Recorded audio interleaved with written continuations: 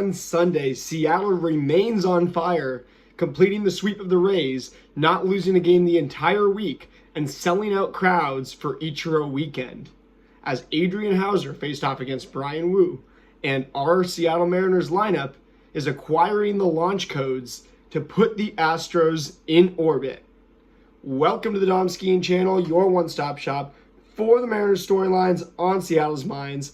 And today, the Mariners picked up their 7th straight win, a new season-high win streak at 7 games as they defeated the Tampa Bay Rays 6-3, out-hitting them 9-8 and out-hitting them on expected batting average 242 to 168.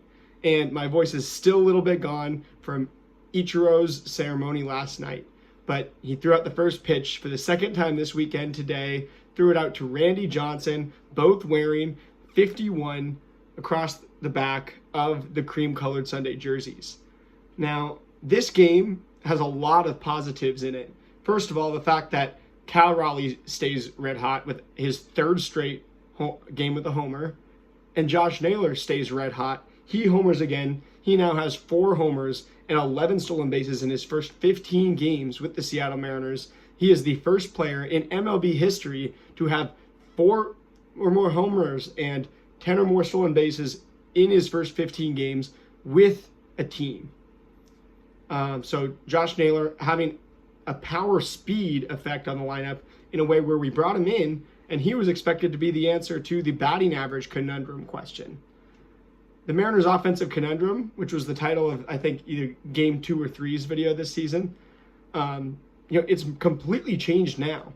Back then, we had no idea who was going to be our long-term third baseman this year. Eugenio Suarez now looks like he's going to be the one who ends up taking the most games on that slate. Ben Williamson and him are going to end up basically with the same amount of games in that third base spot for the Mariners this season. But then Jorge Polanco, who started the season being the reported third baseman penciled in for opening day, has been a completely different player than what they were reporting, but has also been very, very, very helpful to this team. And Mitch Garver, who I picked to hit a home run today, I just felt like it's such a hot day. Things are going to normalize for this guy at some point. And he didn't have a terrible day himself. He got 2 walks to just 1 strikeout. Didn't get a hit in his other 2 at-bats, though. And then Dom Canzone moves down to the 8 spot from where he's been hitting 7 and was even hitting 6 before that. Now he's goes 2 for 4 with a ribby, doesn't strike out. But Dom Canzone keeping that OPS at 793, 2 hard hits in this one. 2 hard hits for Gino Suarez as well, who went 1 for 4, 2 RBIs, 1 strikeout. It's encouraging to see that this Mariners lineup barely struck out at all yesterday. Barely didn't strike out too much on Friday either. They've been controlling the zone much more than the previous additions to the lineup 2 years ago with Gino Suarez did. And they've even been striking out at a similar rate to the lineup that had Ben Williamson in it, who was a guy who was not really willing to strike out, even though towards the end he was taking a few more strikeouts than he did throughout that big kind of 80 game sample size he had with us. I can't even remember exactly what it is off the top of my head. However, the Rays in this one, they start Adrian Hauser, who, funny enough, comes out on the field and starts playing catch before the game in a Shai Gilgeous-Alexander Oklahoma City Thunder jersey. If you know anything about us Seattleites, you'll know in Seattle sports the history of kind of the teams here. You know about the Seattle Supersonics, who in 2008, owner Clay Bennett moved them to Oklahoma City. They just won the NBA Finals, finally kind of justified that move to Oklahoma City by having some success there. But Seattleites hate the Oklahoma City Thunder with a burning passion as they replace the Sonics. So for him to come to Seattle, wear that jersey warming up, it was very disrespectful, and Seattle fans definitely took it as a sign of disrespect. Just look at Twitter to see that. But on the actual baseball side, Adrian Hauser goes 5 innings, gives up 4 earned runs. The funny thing is, he gave up all 4 of those earned runs before he recorded an out in the first inning. So Mariners come in and jump all over him early, getting him up to 94 pitches. He threw quite a few in the first inning, and even on the broadcast they were talking about it's going to get unhealthy to throw too many pitches in an inning for Hauser. But he goes 5 innings, 4 earned runs on 6 hits, 3 walks, 4 strikeouts, allows 1 homer, and that was to Cal at the beginning of the game. Randy starts it off with a hit. Cal homers them both in. Julio then gets another hit, and then Naylor hits him in. Naylor gets a hit too, or walks. I don't even remember exactly how it happened, but we're tearing him a new one in the first inning. He recovered and didn't give up any earned runs after he finally recorded his first out of the day. After that he went 5 scoreless, but that ends up being the difference in this one, as we win 6-3 because we jumped all over this pitcher early. And this is a lineup that is built more like what the Phillies had when they went to the World Series than it is a scrappy lineup that, like when the Rays went to the World Series with Randy Arozarena. It's not your typical Rays, Mariners, control the zone, analytics type lineup. This is a big, power-hitting, slugging lineup that also draws a ton of walks and puts the pressure on pitchers early. The Phillies, the way that they lead off Schwarber, then they just go through that order. It's, they don't care about hitting, they don't care as much even about, Trey Turner hitting homers. I don't think he's hit one at home all year. But they have so many guys who can do so many things that it's death by 1,000 cuts because there's too many advantages in your lineup. When you have that complete, that professional, that advanced of a lineup, then you can just kind of relax, settle in, take good at-bats each at-bat, and you don't have to do as much scrappy, battling. You don't have to get into these psychological wars and make every single game a war of attrition, which the Mariners have definitely been that team that's willing to take teams into the dirt and play chaos ball. Now we're kind of controlling games as a really well-oiled machine would like to. And so Hauser gets hit hard on 94 pitches, 8 times.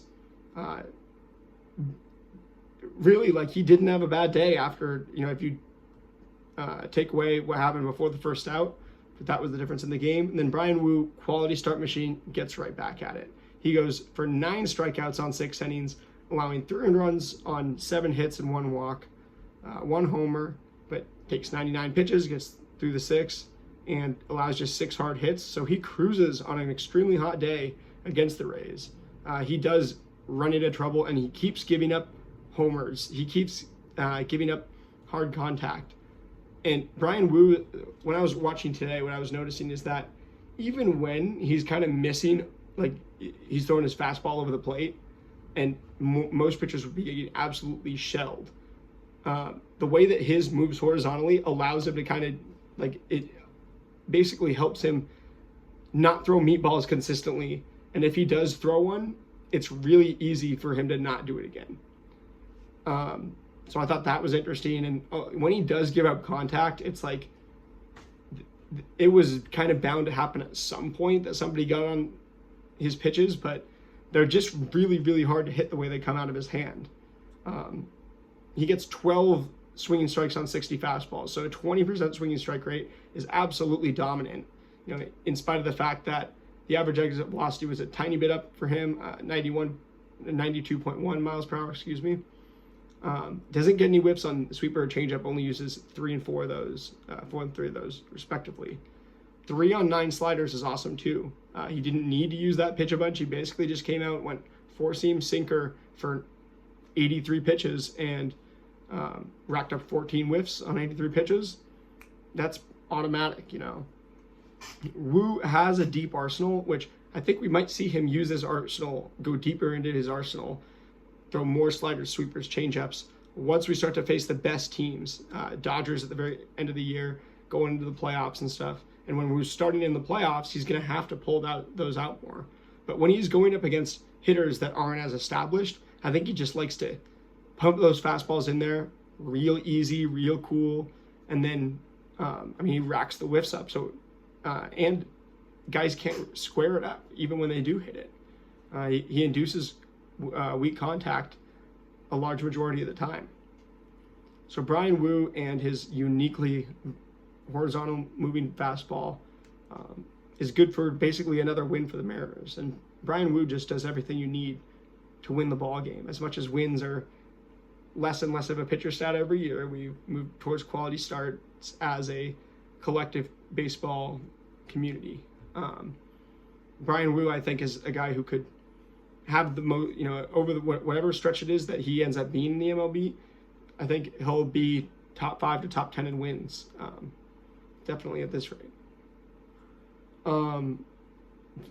Great to. I mean, the top of the lineup is really, really hot, and they're really, really good hitters. I can give you all the numbers. You can look at the Baseball Savant pages yourself. I hope that if you do have any questions, go ahead, comment them right down below. With that being said, I mean, the Mariners roll in to this next week. We go on this 9-game road trip to the East Coast, play a few teams who are struggling, definitely some teams who are struggling, some teams who had a really crappy beginning of the year and are not really competing right now, but then other teams who are kind of deaf to all other options, and they're saying, we're going to compete. They've made the decision this year. So going to be exciting to watch this road trip. I know one time I did tweet at Angie and say, where's the Root Sports pregame for the road games?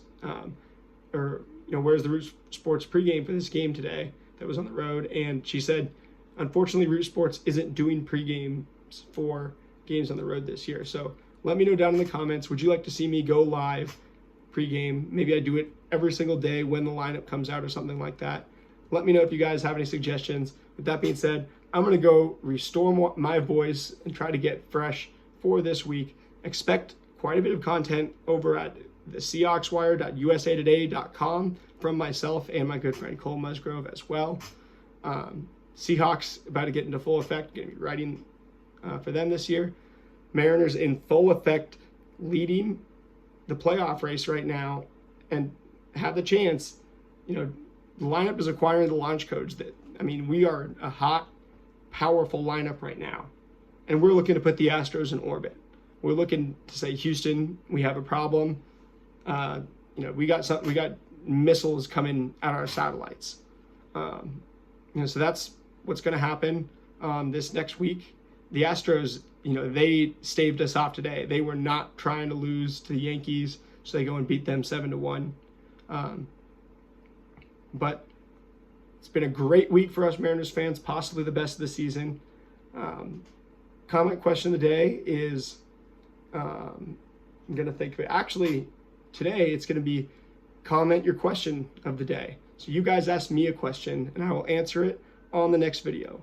With that being said, I've been your boy Dom Skeen. I will see you guys this next week, fired up with fresh vocal cords, ready to record live game recaps every single day, because every game counts. We're not missing the playoffs by half a game again.